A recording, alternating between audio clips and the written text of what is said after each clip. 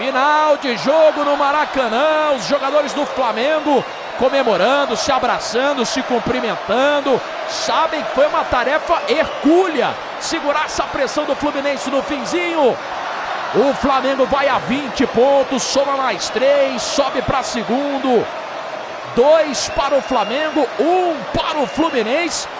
E com requintes de sufocaço no fim, hein, Wallace? Sufocaço. Um jogo muito diferente, né, Otávio? Até 75 minutos de jogo, 30 do segundo tempo, o Flamengo era muito dominante. O Flamengo era o melhor time em campo, construiu para 3, para 4-0 talvez. Só que depois da entrada, principalmente do Savarino, o Zubeldia mudou com o jogo, trouxe o Ganso para jogar de segundo volante e o Fluminense melhorou demais. Criou, faz o primeiro gol, obviamente, num erro do Flamengo, num erro do Alexandre. E depois o Fluminense cria muita chance com muito nervoso, né? Reta final de jogo, claro, de um Flamengo e Fluminense, não tem pra onde fugir. Agora, o que você prefere ver? Os primeiros 70 minutos de jogo pro Flamengo? Uma grande atuação. O Flamengo foi muito melhor do que o Fluminense. Do lado do Flu, pouquíssimo, uma postura que eu não gostei. Um jogo muito ruim do Fluminense, não quis competir. Agora, os últimos 30, talvez, com acréscimos, com muito mais cara do Fluminense que a gente sabe que existe. Com muito mais cara daquele Fluminense que a gente tanto elogia na competitividade. Um Flamengo que, vou te falar, soube sofrer. Não tava legal, realmente. Baixou linha, fez o que tinha que fazer pra ganhar o Fla-Flu. Que jogaço. A única coisa que eu posso te dizer, meu amigo, que jogaço vimos no Maracanã. Ricardinho Martins, já com os melhores momentos. Agora, ó, na tela pra galera poder curtir. Vai ó você, o gol Otávio, do Pedro aí, ó. Que golaço do Pedro, aquilo que a gente dizia logo aos 6 minutos. Girando, batendo e fazendo gol, aproveitando que o Fábio tava fora do gol. E uma leitura do Pedro, ó, perceba que ele não tava de frente. Ele teve a leitura que o Fábio estava mal posicionado. E ele vira batendo, parecia que ele tinha um espelho, como eu disse, retrovisor, tendo uma ótima leitura do lance. E aí o Flamengo, como o Wallace bem disse até agora há pouco na leitura dele, essa defesa do Fábio, que tem o desvio no Freitas ali, que eu falei que ele pega com o pé, né? Uma defesa de puro reflexo do Fábio.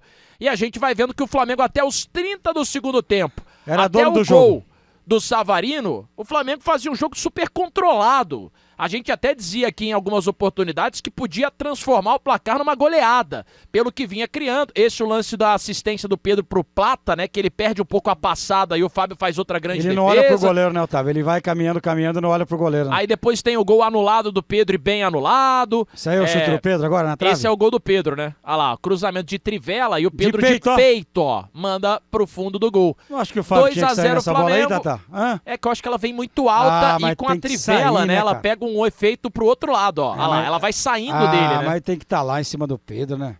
Eu acho que também é uma falha do Freitas que deixa o Pedro passar ali, né? E a gente vai ter o chute na trave ainda. Você vai vendo aí que o Flamengo vai criando chances, vai criando oportunidades, ó.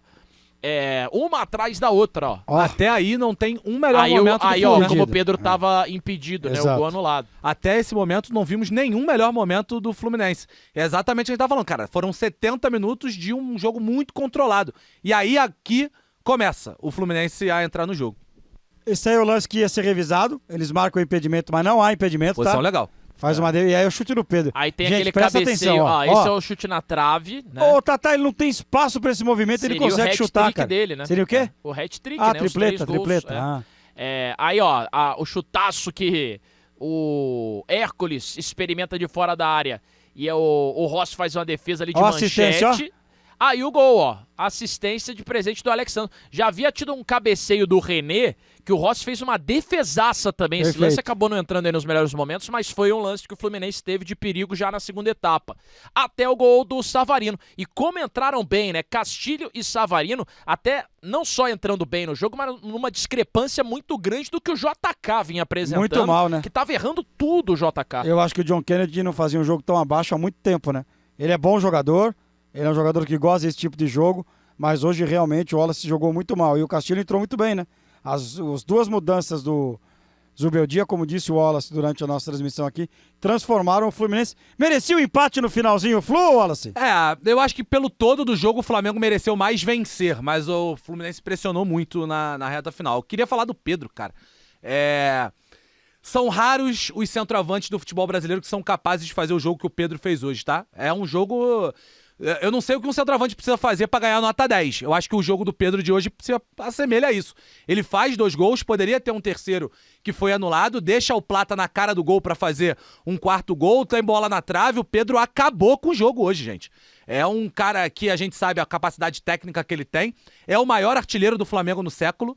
É um jogador completamente diferente do que a gente tem no futebol brasileiro pensando em centroavantes. E o Pedro, a gente sabe que a crítica a ele é intensidade, né? A crítica que se tem ao Pedro, ele precisa participar mais do jogo e tal. Hoje, eu acho que o Pedro fez um puta jogo, a palavra é essa, assim. Vai com 2 gols pra casa e com muito merecimento dessa vitória. Com chute na trave, um gol bem anulado pela arbitragem. Agora é o seguinte, a impressão que eu tenho é que a troca de treineiro no Flamengo ela foi boa pro Pedro. Porque, pra mim, o Pedro era um jogador que em alguns momentos até incomodava o Felipe Luiz. Né? Era um jogador que muitas vezes não era utilizado, ficava no banco, e com a mudança do treinador, o Pedro voltou a ganhar espaço, voltou a ganhar protagonismo e voltou a fazer aquilo que ele faz como poucos, que são gols. Então, pro Pedro, a troca do treineiro foi boa. Eu acho que vai depender muito do Pedro. O que ele vai ser dessa coisa de intensidade, de atacar a última linha, de ter espaço. Por exemplo, na ideia de jogo do Leonardo Jardim, vai ter muito espaço pro Flamengo correr, né?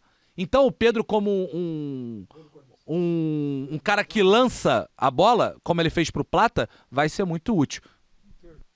O Pedro chegou a 5 gols no Campeonato Brasileiro, o artilheiro tem 7, né? Então o Pedro saiu sorridente hoje do Maracanã, saiu feliz, porque ele mesmo percebe que tá reencontrando o melhor futebol do Pedro, que a gente já viu jogar tanto com a camisa do Flamengo. E ela se fez presente 2 vezes hoje.